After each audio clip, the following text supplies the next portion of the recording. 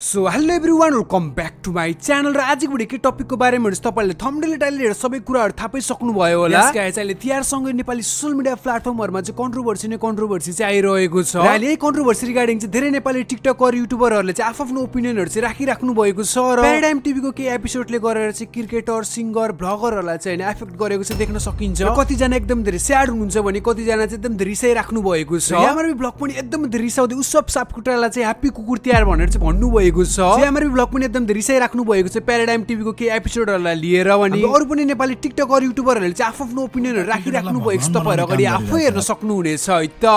सुरक्षा बहिनी उहाँको आफ्नो फ्यामिली छ, बिहे भइसकेको मान्छे हो हैन। उहाँको फ्यामिलीले हेर्नुहुन्छ, उहाँको फ्यामिलीमा उहाँले कसरी फेस गर्नुहुन्छ। तपाईहरुले यस्तो कुरा गर्दाखेरि चाहिँ तपाईहरुले अलिकति त सोच्नु हुँदैन। अनि फेमस मान्छे लिएर आयो, उहाँको गिरायो हैन। सन्दीप लामिछानेजी उहाँ गेम खेल्न जानुपर्ने हैन, एटलिस्ट देशको लागि गरिराख्नु भएको छ नि त। दिमाग कहाँ जान्छ, त्यतै जाँदैन। देशकै लागि घाटा हो। अनि अर्को समीक्षा अधिकारी बहिनी र एलिना चौहान बहिनीको दुईजनाको राखेर फसिन्छ ह्यान त्यान। उहाँहरूको पास्ट हो, सकिसक्यो। कति कोटाको पास्टलाई तपाईहरुले कमेडी गरेर अलिअलि पैसा कमाउनुहुन्छ। उहाँहरूले त्यो पैसा कमाउन पनि दिमागले मेन्टली स्ट्रेस भएर त्यो पनि छोड्नुहुन्छ हैन। तपाईहरुलाई अनि उहाँहरू सबैजनाको यस्तरी बेइज्जत गर्नुहुन्छ कि उहाँहरूले सुसाइड गरेपछि ओ बिचरा। तपाईहरु नभन्नु क्या त्यस्तो। तपाईहरुको 2-4 पैसा आउँछ त्यो सोबाट। कमेडी सो होइन कि, मान्छे गिराउने सो हो। अलिकति हुन्छ नि, अपलोड गर्ने बेलामा हेरिँदैन। अपलोड गर्ने बेलामा त हेरिन्छ नि सबैजनाले। के छ यो हाल्यो भने यसलाई के पर्छ भनेर नि सोच्ने गर्नुपर्छ क्या। मानवता भन्ने पनि हुन्छ क्या एउटा कुरा। यसरी त्यो अर्काको होइन। म त त्यो आइसकेपछि बल्ल हेरेँ क्या सबैको। जब यो सन्दीप लामिछानेजीले हाल्नु भयो नि त्यहाँदेखि अरूहरूको नि आइरहेको छ नि त अहिले। त्यो हेर्दाखेरि त आमामा दोस्तै छ। नेपालमा कमेडी सो कसैलाई गर्न आउँदैन रहेछ। नेचुरल हाँस उठ्ने केही पनि छैन त्यहाँ। क्यारेक्टर गिरायो हाँस्यो। कसलाई हाँस उठ्ने हो? त्यही सोको मान्छेलाई मात्र हाँस उठ्ने हो, अरूलाई हाँस उठ्दैन त्यस्तोमा।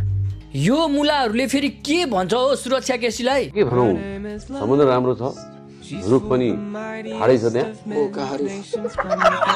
अब चस्मै लगाउँछ। I don't know man, मोटो भ्लगर भन्नुभयो, मोटै बनिरहेछ।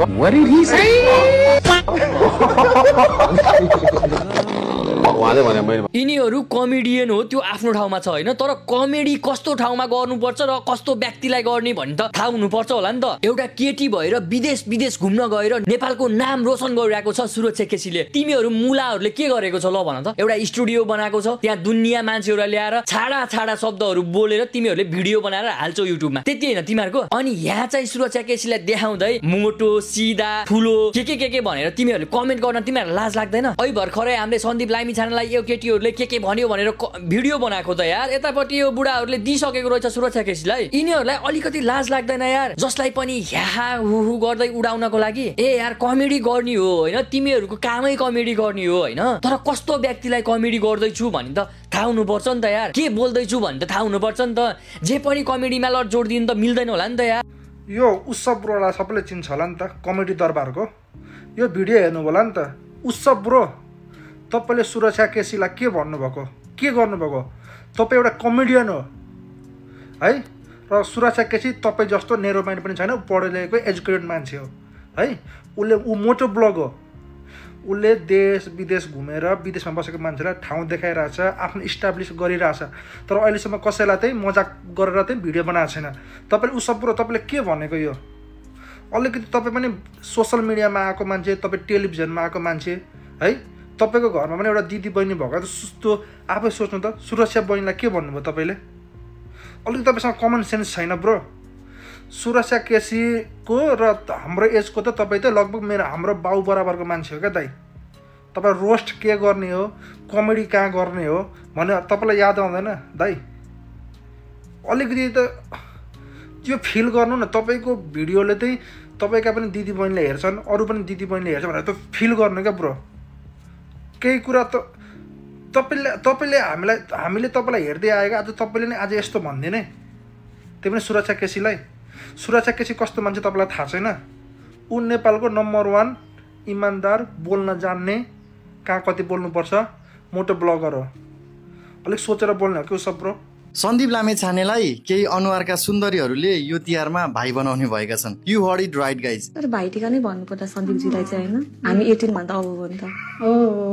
द प्याराडाइम टिभीको रिसेन्ट एपिसोडमा सम लेडी इन्फ्लुएन्सर्सलाई क्वेसन सोधियो, कुशल भुर्तेल और सन्दीप लामिछानेमा कसलाई चुज गर्नुहुन्छ भनेर। नाउ द्याट वान सिम्पल क्वेसनले यतिखेर सोसियल मिडियामा एज वेल नेपाली क्रिकेट वर्ल्डमा पुरा हंगामा मचाइरहेको छ। खास कुरा इन्फ्लुएन्सर्सहरूले हाँसी मजाकमै भने सन्दीपजीलाई त भाइटिका नै होला। And the other one mockingly said हामी त 18+ हो नि त। त्यो लाइनले सन्दीपलाई ब्याडली हर्ट गरेछ र उनले डाइरेक्ट सोसियल मिडियामा यस्तो लेखेका छन्, mocking someone's life from a YouTube chair, shame on you so called influencers. Now look, एलिगेसनको कन्टेक्स्ट त सबैलाई थाहा नै छ। 2022 मा उनलाई एक्युज गरिएको, लोअर कोर्टले सजाय दियो, हायर कोर्टले पछि इनोसेन्ट डिक्लेयर गरिदियो। But despite that every new clip and कमेन्टले recognise the same pain. Obviously the question is कसरी एकजना व्यक्तिको जिन्दगी सोसियल कन्टेन्टको लागि स्न्याक बन्छ। कति सजिलो भएछ अरूको पास्टमाथि कन्टेन्ट बनाएर भ्युज पाउन। मेबी सन्दीपले जे भन्न खोजेका हुन् त्यो उसको इगो हुन सक्छ, or maybe he is sick of it all. हामी सबै फ्री स्पिचमा विश्वास गर्छौं, तर फ्रिडम साथै आउँछ रेस्पोन्सिबिलिटी पनि। पब्लिक फिगरलाई मोक गर्नु रमाइलो देखिन सक्छ, तर someday that same pressure may break another young soul. So now the real question, के सोसियल प्लेटफर्मले हाम्रो भोइस एम्प्लिफाई गरेको छ कि हामीमा भएको एम्प्याथी भन्ने कुरा नै खतम बनाएको छ? And guys, where does the line stand between humour and harassment? कस्तो दिन आयो, ओहो।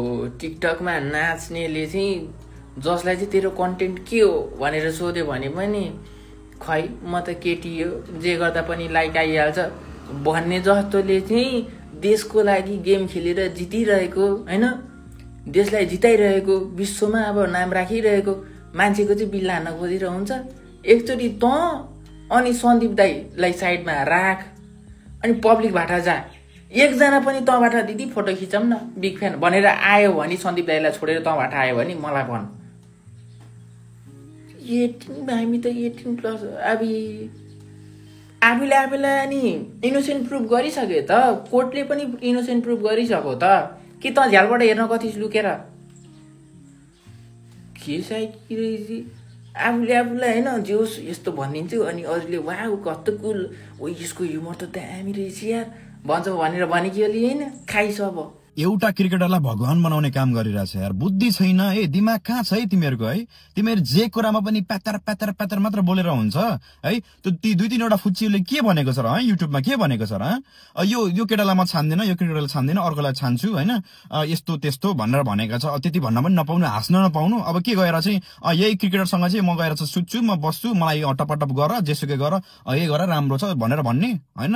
एउटा पब्लिक फिगर भइसकेपछि राम्रो पनि आउँछ, नराम्रो कुरा पनि आउँछ, तर राम्रो केही पनि कुरा छैन है। हाँसेर उडाछ ल, हाँसेको छ बसेको छ उनीहरूको ओपिनियनको कुरा हो है, होइन र? यो कुरामा चाहिँ तिमीले चाहिँ चरित्र यो गर्यो त्यो गर्यो, भगवान यो रे, दुनियाँ रे, नेपालको यो गरेको छ त्यो गरेको छ, नेपाललाई यहाँ पुरा छ यो पुरा छ। एउटा क्रिकेटरको योगदान के हुन्छ र नेपालमा होइन? देशमा के योगदान हुन्छ? देशलाई चिनाउनको लागि मद्दत गर्छ, डेफिनेटली गर्छ होइन र? तर त्यो भाइ के एउटा क्रिकेटर भयो भन्दैमा चाहिँ देश तिमीहरूले चाहिँ त्यहाँको गरिब जनता, त्यहाँ चाहिँ सबै कुराहरूलाई चाहिँ रोजगार पाउँछ, सबै कुरा पाउँछ र? एउटा क्रिकेटर त्यही पनि उनी चाहिँ एउटा कन्ट्रोभर्सियल परिसकेको पात्र हो। त्यत्रो 2-3 वर्षसम्म चाहिँ एउटा कानुनी भनौँ न मुद्दा पनि चलेको थियो। डेफिनेटली कुराहरू आउँदैन त, तर त्यो उनीहरूको चाहिँ त्यो कुराहरू लिएर चाहिँ उनीहरूले चाहिँ पोइन्ट अफ गरेर चाहिँ बोलेको त छैनन्। अब त्यो छाउरीहरूलाई चाहिँ मानसिक टचर पुग्ने तरिकाले उनीहरूको चाहिँ दिमागले कामै के भन्छ नगर्ने तरिकाले तिमीले जेपिटी बोलेर हुन्छ, तिमीले भनेर हुन्छ होइन। तिमीलाई लाइक भ्युजै चाहिएको, अब यसको पक्षमा बोल्दाखेरि चाहिँ यस्तो हुन्छ त्यस्तो हुन्छ। अब उनलाई आएको त कुरा हो नि त होइन र? 15 हो कि 16-17 वर्ष चाहिँ एउटा छाउरीलाई चाहिँ लिएर चाहिँ टपाटप गरेको भन्ने कुरा पनि थियो त, थिएन र? होइन र? त्यो नहोला ठिक छ, अर्कै कुरा छ, तर थियो नि त। तर कति मान्छेले यस्तो गरिरहेछ कि छैन होइन र? छ नि होइन र? त्यही भएर भन्छु जहिले पनि नेगेटिभ र नराम्रो कुराहरूलाई जहिले पनि प्रतिकार गर्ने हो होइन र? अब उनीहरूले बोलेका होलान्, उनीहरूको पर्सनल दुश्मनी के हो थाहा छैन है, तर जे भए पनि होइन त्यसरी चाहिँ खिल्ली उडाएको कस्तोलाई भन्छ भन्ने कुरा तिमीले प्रष्ट रूपमा तिमीले देखेको होला होइन? यो जेनजीको आन्दोलनमा तिमीले हेरेनौ कति राम्रा मान्छेलाई कति मजाक उडायो, ट्रोल बनायो रे, के गरियो रे, सन्दुक रोहितलाई चाहिँ बदनाम गराउनलाई चाहिँ कति मान्छेहरू चाहिँ लागि परेको छ होइन, बिजनेसम्यानहरू लागि परेको छ होइन, महावीर पुनलाई चाहिँ त्यसरी चाहिँ होइन दुनियाँ दिमाग ट्याग लगाएर हिँडेका छन् होइन, एउटा कटुरो चप्पलमा लिएर हिँड्छन्। त्यस्ता मान्छेहरूको विषयमा चाहिँ एगेन्स्टमा आएर कसैले बोल्छ भने बोल न यार। एउटा क्रिकेटर हो ऊ, न देशको बारेमा न जेनजीको आन्दोलनमा गएर के बोले न के गरेको के योगदान देख्छ। क्रिकेट हान्ने यो गर्ने, त्यसरी क्रिकेट यसरी हानेर देश बन्छ, यसरी हानेर देश बन्छ, क्रिकेट यसरी हानेर देश बन्छ भन्दैन नि त। देशमा राम्रो काम गर्ने मान्छेहरू छन्, देशलाई मरि मेटेर चाहिँ होइन। उनी एउटा अब क्रिकेटर हो, क्रिकेटरले क्रिकेट खेल्ने हो, बस्ने हो होइन, र यस्तो कन्ट्रोभर्सी आउँदै गर्छन्। यस्तो कन्ट्रोभर्सी त दुनियाँ दिवाना सलमान खानको आएको थियो, शाहरुख खानको आएको थियो होइन, यो विराटको आएको थियो होइन, दुनियाँ दिवाना आएको छ, मेस्सीको आएको थियो, रोनाल्डोको आएको थियो। कस्तो कस्तो ट्रोलहरू आउँछ, मेस्सी रोनाल्डोको आउँछ, उनीहरूलाई बाल छैन होइन। अनि एउटा क्रिकेटरलाई भगवान बनाउने काम गरिरहेछ यार, बुद्धि छैन दिमाग कहाँ छ है तिमीहरूको।